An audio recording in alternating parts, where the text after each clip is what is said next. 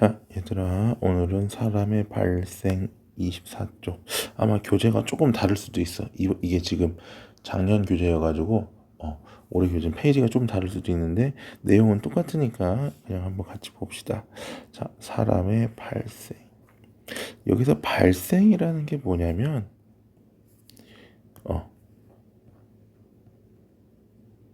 개체가 되는 과정. 즉, 뭐냐면, 개체 또는 성체가 되는 과정을 우리가 발생이라고 불러. 굳이 얘기를 하자면 올챙이가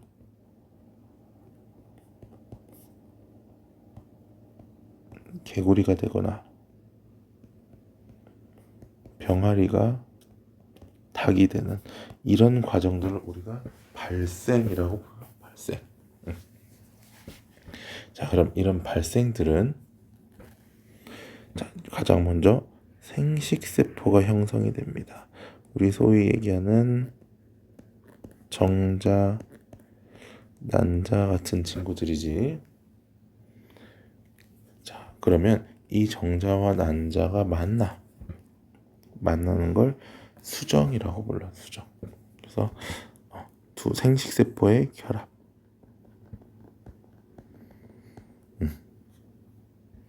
그리고 결합을 하게 되면 이 수정란이 지난 시간에 얘기했었던 것처럼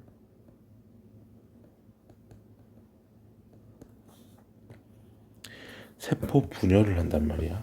세포 분열을 하면서 발생이 일어난다. 발생. 세포 분열을 통해서. 자, 그리고 최종적으로 뭐를 한다? 발생이 다 완료가 되면 출산을 한다. 자, 그래서 수정란이 세포 분열을 통해서 점점점 개체가 커가는 현상을 발생이라고 얘기한다. 자, 이때 생식세포가 어떻게 형성이 되느냐? 남자는 어디에서? 정수에서 정자를, 여자는 어디에서? 난소에서 난자를 만들어냅니다. 자, 여기 나와 있어. 정자와 난자. 그래서 정자는 정수에서, 난자는 난소에서 나타나는 거고. 정자와 난자 크기를 비교하면 난자가 훨씬 크더라.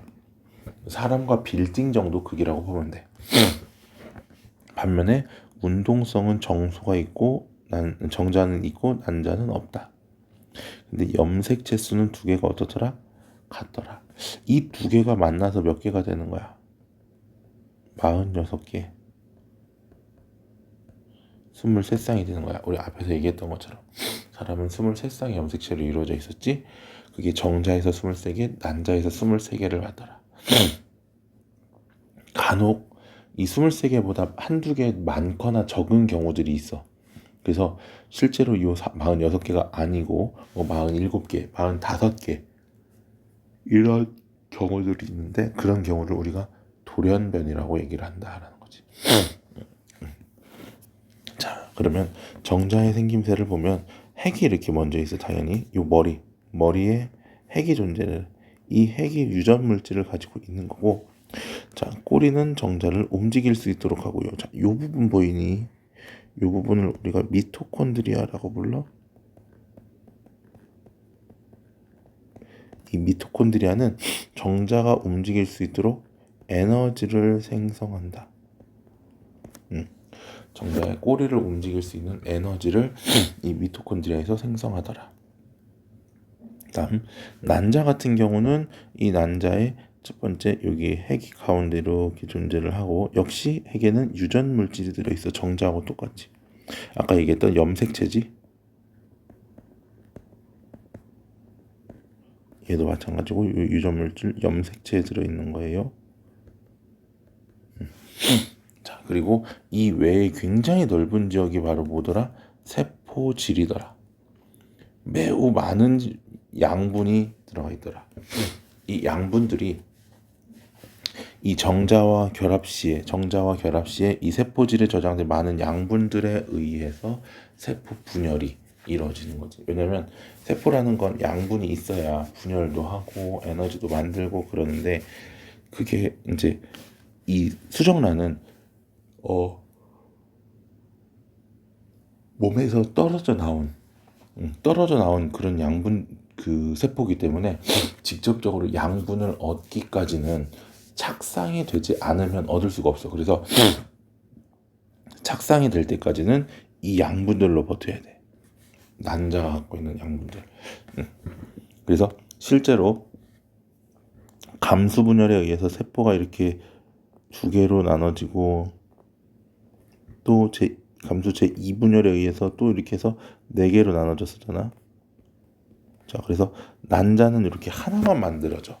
나머지 세 개는 세포질이 거의 없기 때문에 그냥 퇴화된다라고 보면 돼. 없어져 버려. 그래서 요 하나가 난자가 되는 거고, 반면에 정자 같은 경우는 어때?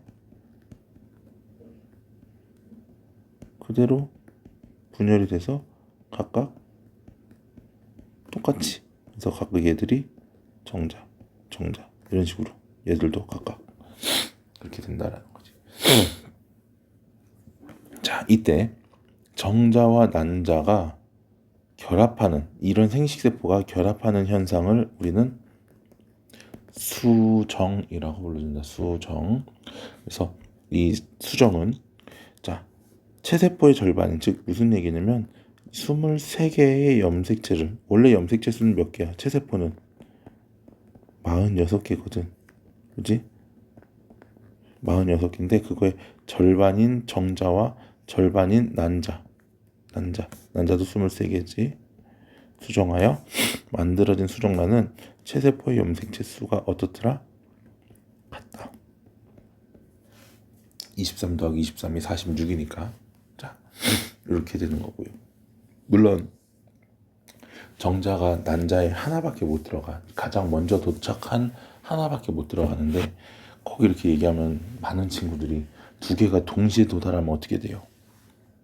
뭐 두 개가 동시에 들어가는 경우를 직접적으로 관찰했다라는 보고는 없지만 만약에 그렇게 들어가더라도 이 수정란은 발생하지 못하고 그냥 퇴화돼 버립니다. 왜냐면 69개의 염색체를 갖고 있기 때문에 이거는 발생이 될 수가 없어. 자, 넘어갑니다. 발생. 이게 이제 굉장히 중요해.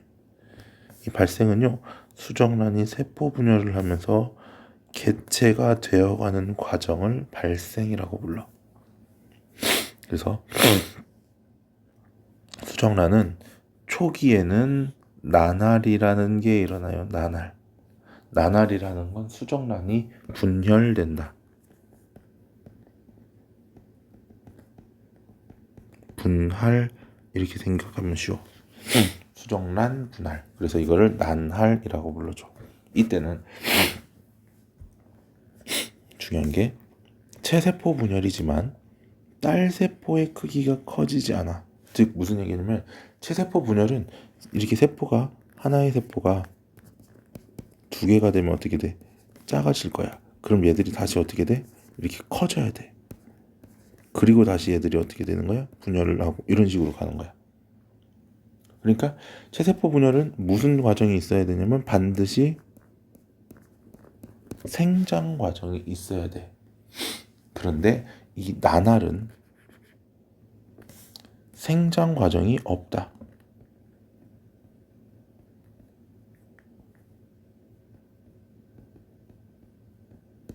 생장이 없다. 그리고 세포 분열을 빠르게 반복한다. 빠르게. 왜? 생장 과정이 생략돼 있으니까 그냥 분열 이렇게 하면 돼. 그래서 수정란이 어떻게 된다? 두 개의 세포가 돼. 이거를 우리가 2세포배. 또 두 개가 또 분열되면 4세포배. 그 다음 8세포배, 16세포배, 32세포배 이런 식으로 바뀐다라는 거지.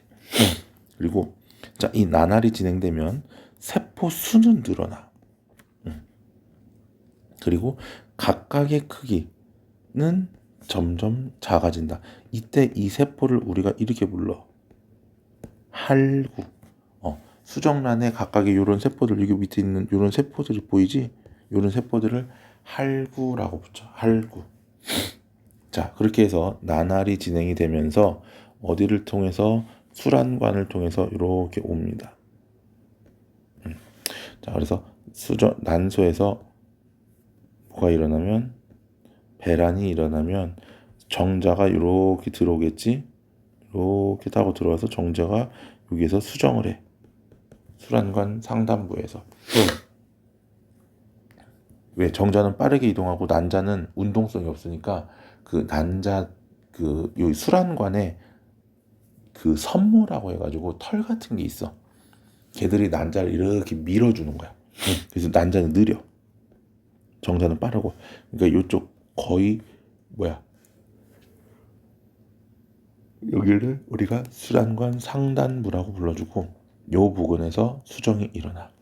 그러면 여기서부터 나날이 되면서 점점 이렇게 이동을 하는데 약 일주일 정도 걸려서 어디까지 간다? 자궁에 도착해. 일주일. 그래서 자궁에 도착을 하게 되면 이때 이 수정란이 만들어지면서 이 자궁벽이 어떻게 되냐면 이렇게 두껍게 만들어져. 그래서 나날을 거친 배아는 자궁벽에 파묻힌다. 요거를 우리가 뭐라고 불러주냐면 착상이라고 불러. 착상. 수정란이 자궁벽에 착상했다. 이거는 아까 얘기한 것처럼 약 일주일이 지났을 때, 그럼 일주일 정도가 지나면 무슨 상태가 되냐면 포배 상태가 돼. 2세포배, 4세포배, 8세포배, 16세포배, 32세포배 쭉 가면서 무슨 상태? 포배. 포배가 무슨 상태냐면 이렇게 세포들이 이렇게 있고 가운데 뭐가 있어? 빈 공간. 즉 공 모양처럼 된 상태를 우리가 포배 상태라고 불러. 이렇게 포배 상태가 되면요. 여기 이제 포배 상태가 되면서 그 다음이 이제 낭배라고 불러. 낭배. 포배 다음 낭배인데 낭배는 여기에 구멍이 하나가 뻥 뚫려. 이런 식으로 생기는 거야. 이렇게 뚫리는 게 바로 가장 먼저 뚫리는 게 똥고 항문이 가장 먼저 만들어집니다. 아무튼 포배 상태에서 약 일주일이 지나 포배 상태에서 자궁벽 안쪽으로 파고들어서 자궁벽에 붙는 현상을 착상이라고 불러주고 이렇게 착상이 되어야 우리가 임신이 되었다라고 얘기를 합니다. 그 전에는 임신 아닙니다. 수정했다고 임신이 된 게 아니야. 이 수정란이 자궁에 착상을 해야 임신이 완료가 된 겁니다. 됐습니까? 이렇게 착상이 되게 되면 태반이 형성이 됩니다. 자궁에서 태반이 형성이 돼. 착상 이후에 태반이 만들어지고 이 태반에서 물질 교환이 일어난다. 엄마와 이 수정란 사이에 포배 사이에 물질 교환이 일어나. 세포 사이에. 그래서 엄마로부터 태아에게 산소와 영양소가 공급이 되고 반면에 태아에서 모체로 이산화탄소와 노폐물을 내보내더라. 이 태아는 아직 기관이나 이런 것들이 만들어지지 않았기 때문에 어때? 만들 수 있는 게 없어. 그렇지? 그러니까 에너지를 엄마로부터 공급을 받고 그리고 만든 쓰레기라기보다는 노폐물들을 엄마한테 다시 내보낸다. 그래서 배아는 모체로부터 양분을 공급받고 그 양분을 통해서 체세포 분열을 계속해서 조직과 기관을 만든다. 그래서 포배기, 낭배기, 여기 사실 이런 것도 있어. 상실기라는 것도 있어. 상실기, 포배기, 낭배기, 그리고 기관 형성. 가장 먼저 만들어지는 것. 여기 좀 이따 얘기합시다. 이때 사람의 모습을 갖추기 전까지의 세포 덩어리 상태를 우리가 배아라고 불러. 배아. 줄기세포라는 거 많이 들어봤을 거야. 그 줄기세포가 이 배아의 세포들을 대부분 줄기세포라고 불러줘. 그 다음에 사람의 모습을 갖추기 시작한 8주 이후를 뭐라고 부른다? 태아라고 불러준다. 그러니까 수정란에서부터 어디까지? 8주를 기준으로 여기까지는 배아 상태. 8주부터 언제까지? 출산 전까지는 태아 상태라고 불러준다. 자, 태아는 수정된 지 약 266일이 지나면 출산 과정을 통해서 바깥으로 나오는데, 자, 수정이 됐다. 수정이 되고, 수정이 언제 됐는지 어떻게 알아? 그럼 뭐 정자랑 난자랑 만나면 삑삑거려? 불빛이 나? 아니지. 수정이 언제 됐냐면 마지막 월경 후 약 14일 정도. 그러니까 우리가 그 여성들은 생리라는 걸 하잖아. 생리가 시작되고 14일이 지나면 배란이 되는 거야. 그럼 그 배란일을 기준으로 우리가 수정을 했다라고 봐. 왜냐면 정자가 들어가도 난자가 없으면 뭐 몸만 나니까. 그래서 병원에 가서 임신한 것 같아서 병원에 가면 항상 산부인과 선생님들이 물어보는 게 마지막 생리 시작일이 언제예요? 그래서 마지막 월경 후 14일 이후에 뭐가 일어난다? 배란이 일어나고, 이 배란에 의해서 수정이 됐다라고 하니까 우리 병원에서는 14일을 더해서 마지막 생리일 시작 후 280일이 지났을 때를 뭐로? 출산 예정일로 지정을 하더라. 마지막 생리 시작일 더하기 시작일에다가 280일을 더한 280일이면 그건 40주지. 40주. 약 10개월이 되는 거야. 이래서 우리가 임신 약 10달을 한다라고 얘기를 하는 거지. 자, 넘어갈게요. 자, 이때 우리가 생식기관의 구조를 좀 알아야 되는데, 남자의 생식기관은 가장 먼저 정소, 정소에서 정자를 만들고요. 그 다음에 정소 옆에 붙어있는 부분이 있어. 이렇게 말랑말랑한 부분, 부정소. 정자가 성숙하는 장소. 성숙한다라는 건 뭐를 갖게 되느냐면 운동성, 꼬리와 운동성을 갖게 되는 것이 부정소. 그 다음에 이 정자들이 이렇게 수정관을 타고 이동을 해서, 여기 보면 이제 전립샘과 저정낭이라고 불러. 전립샘, 저정낭. 여기에서 정액을 만들어.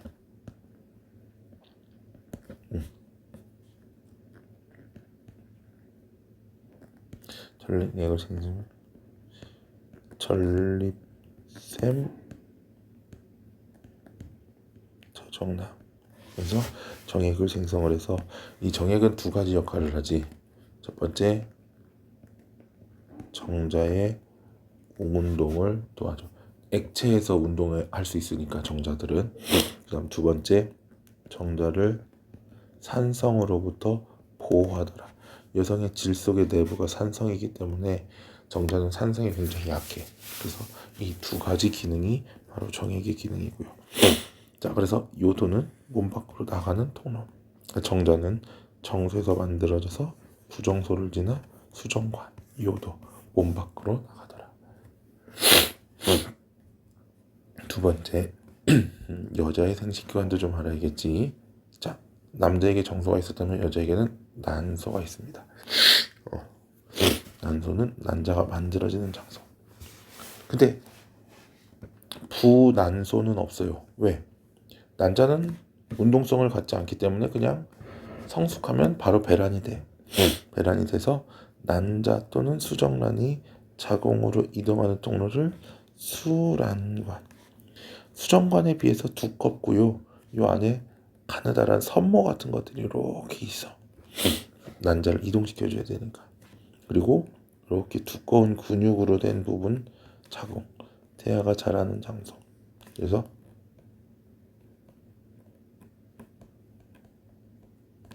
두꺼운 근육을 에워 있더라. 질은요. 자, 정자가 들어오고 태아가 나가는 동료를 우리가 질이라고 불러줘. 그래서 난자 같은 경우도 난소에서 생성돼서 수란관을 지나 자궁, 질, 몸 밖으로 이동을 하더라. 자, 아까 임신하게 되면 이렇게 자궁벽이 두꺼워진다 그랬어, 그렇지?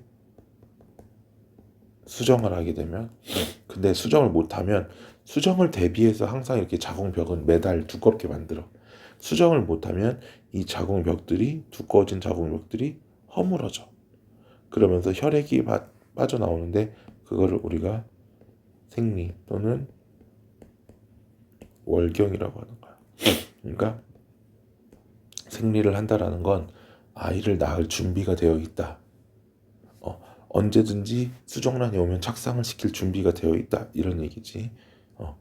그래서 매달 이렇게 난자가 배란이 되면서 이 난자는 수정할 준비를 미리 해놓는다라는 거. 됐습니까?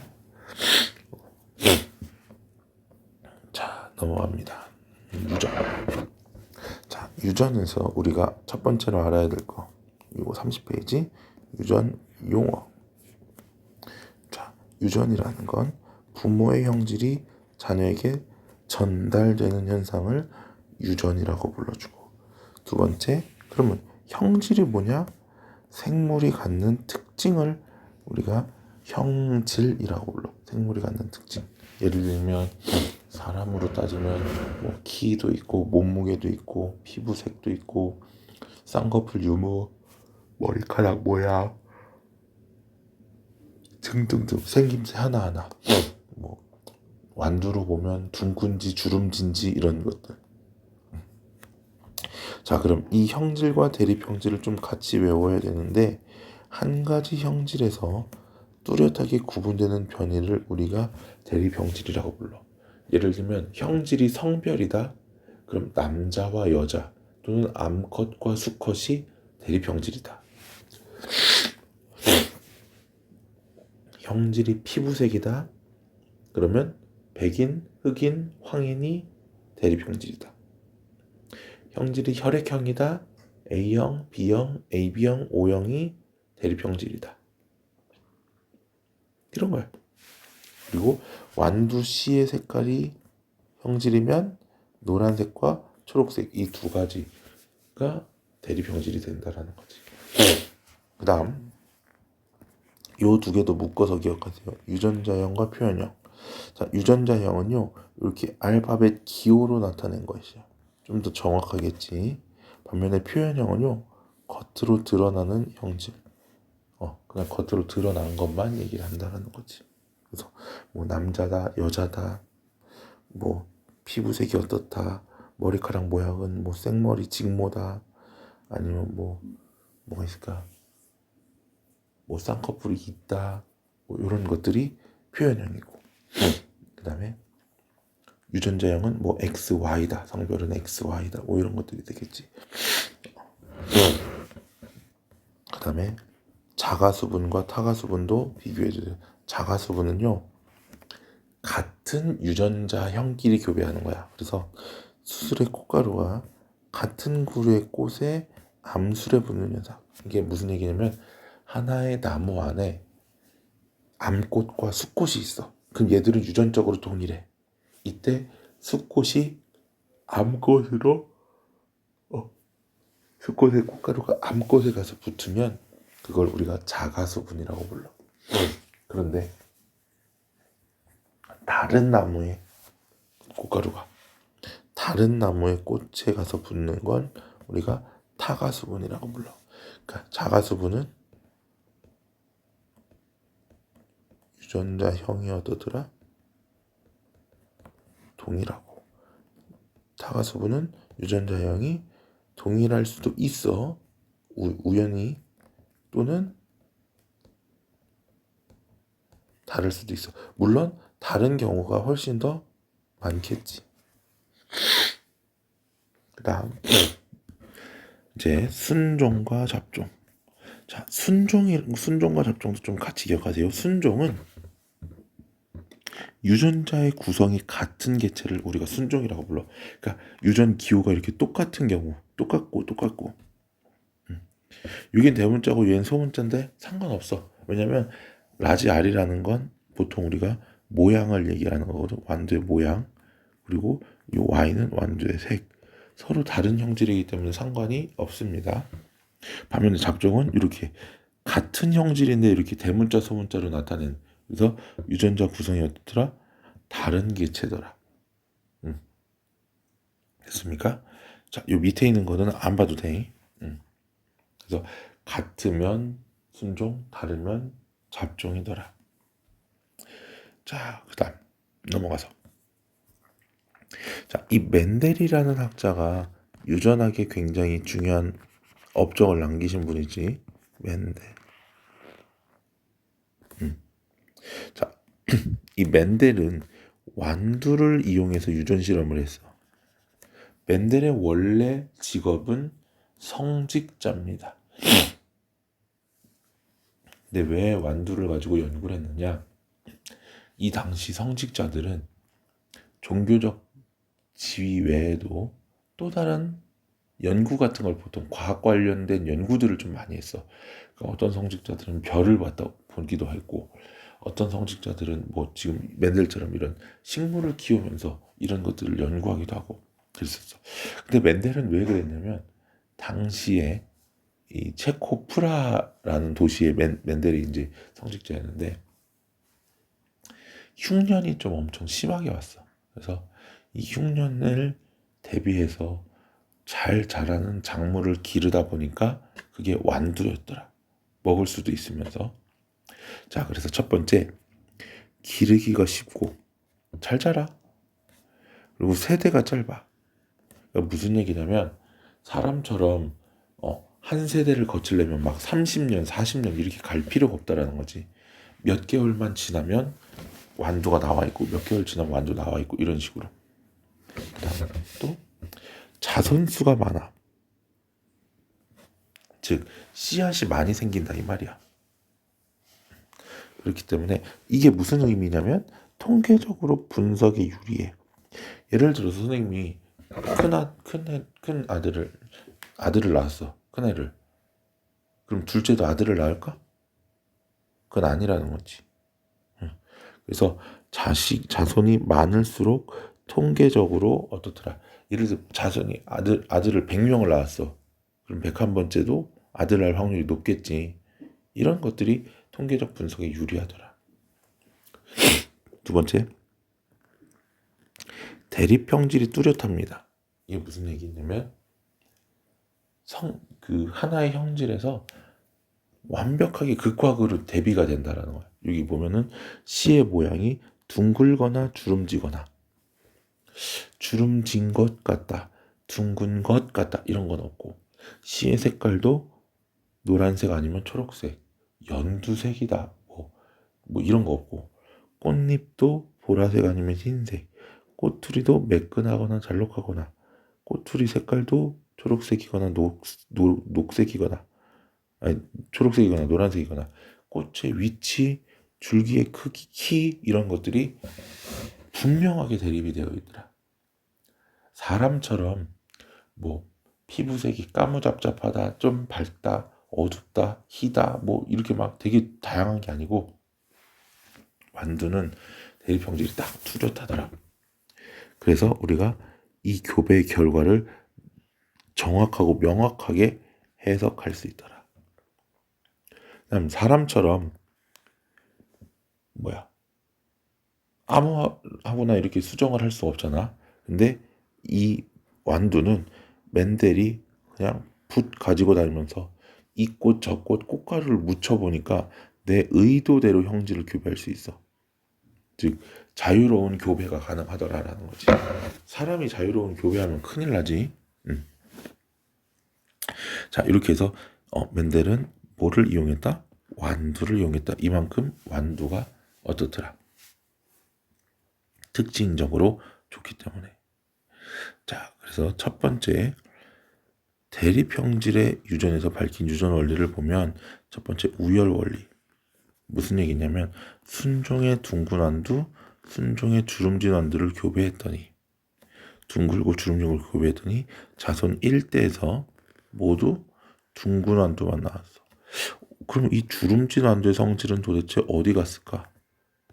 없어진 건 아니야. 숨어 있다라는 거지. 그래서 두 순종 개체를 교배하여 얻은 잡종 1대에서는 한 가지 성질만 나타나. 예를 들면 반은 둥글고 반은 주름지다 이런 게 아니라는 거지. 한 가지 성질만 나타나는데 그때 나타나는 성질이 우성, 나타나지 않고 숨어있는 성질을 열성이라고 불러줘. 그래서 둥근 완두를 보통 우리가 라운드의 약자 라지알, 주름진 완두는 스몰알로 표현하고, 그러면 요 라지알에서 생식세포 라지알 하나를 주고 둘 중에 하나씩 나눠가는 거니까 스몰알도 뭐를 줘도 스몰알이겠지. 얘네 두 개가 결합하면 라지알 스몰알이 될 거고, 그러면 이 라지알 스몰알 중에서 둥근 형질이 주름진 형질보다 우성이기 때문에 얘는 두 개가 같이 있으면 둥근 형질만 나타나더라.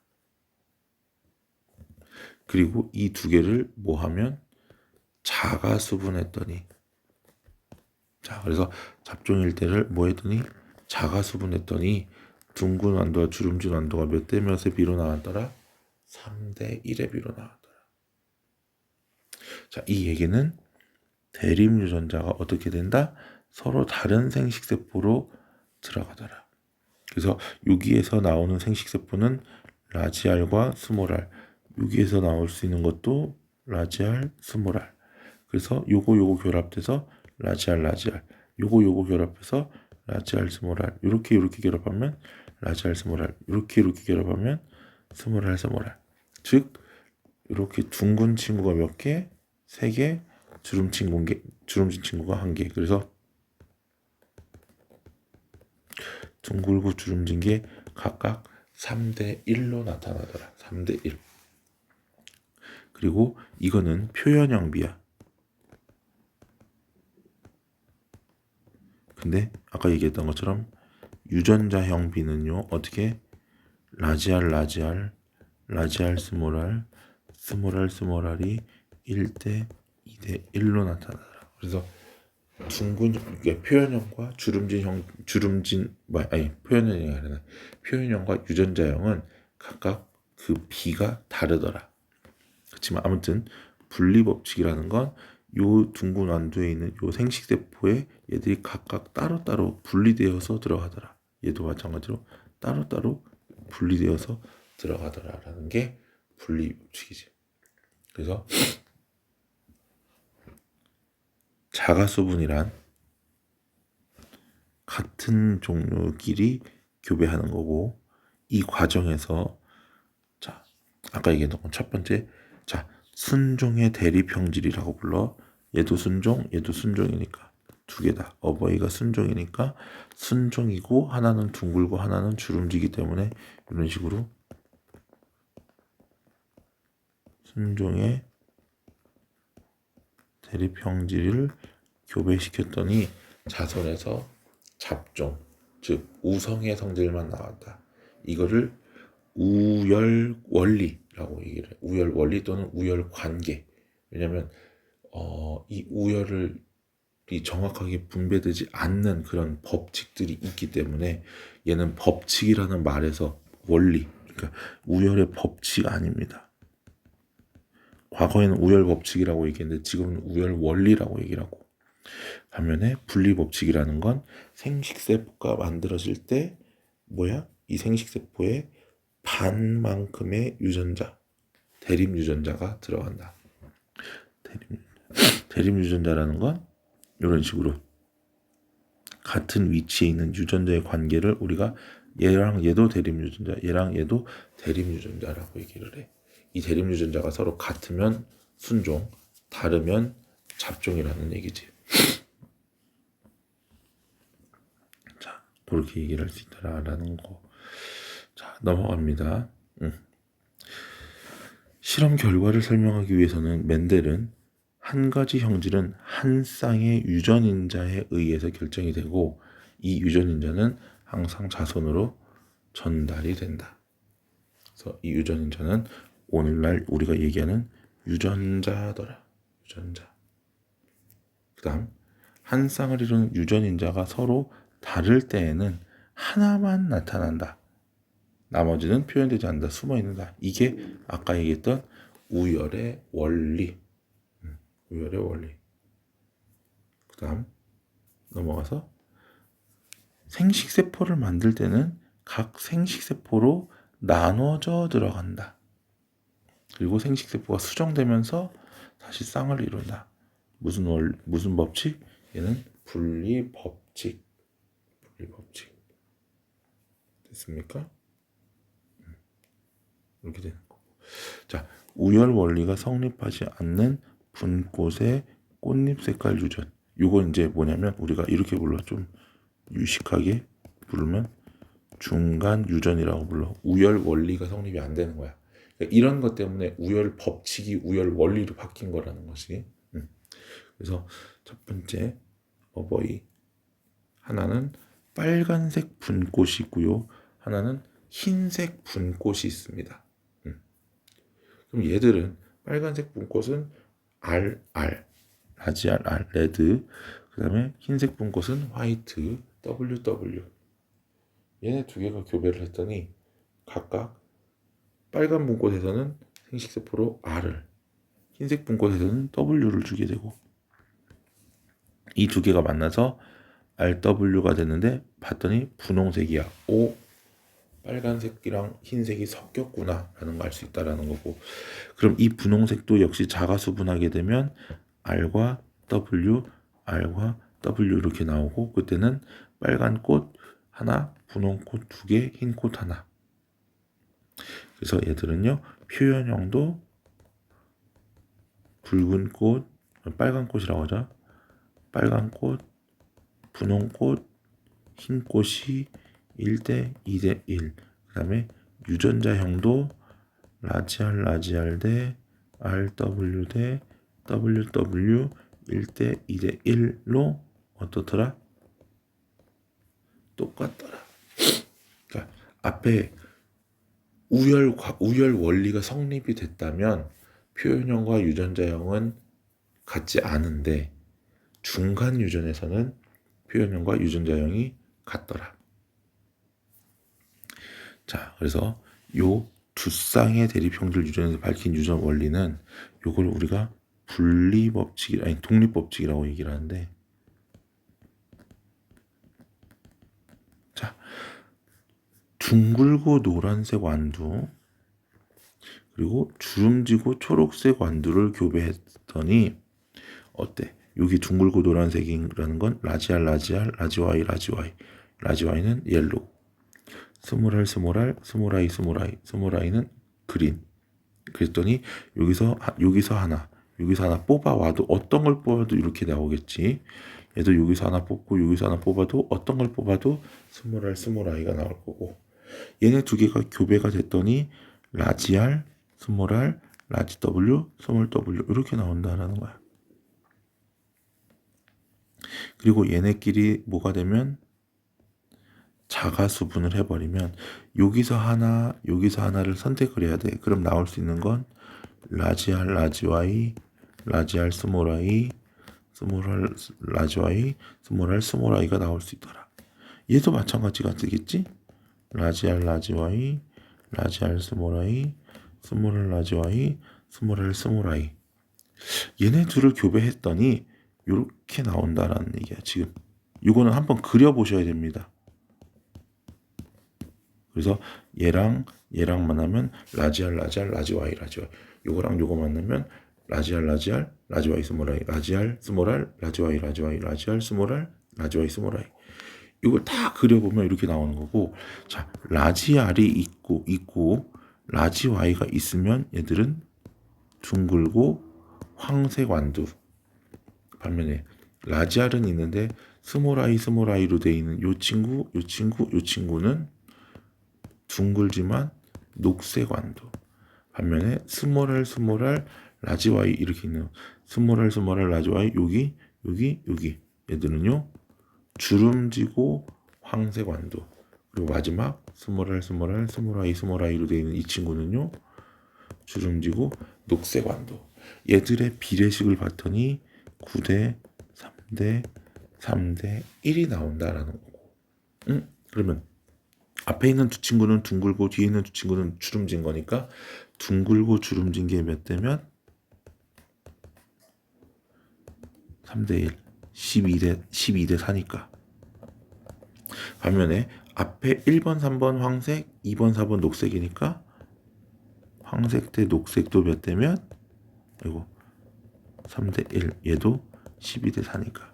결국 무슨 얘기냐면 서로 다른, 즉 완두 C의 모양과 완두 C의 색깔 두 가지가 같이 유전이 돼도 요 분리법칙은 각각 성립이 된다라는 거지.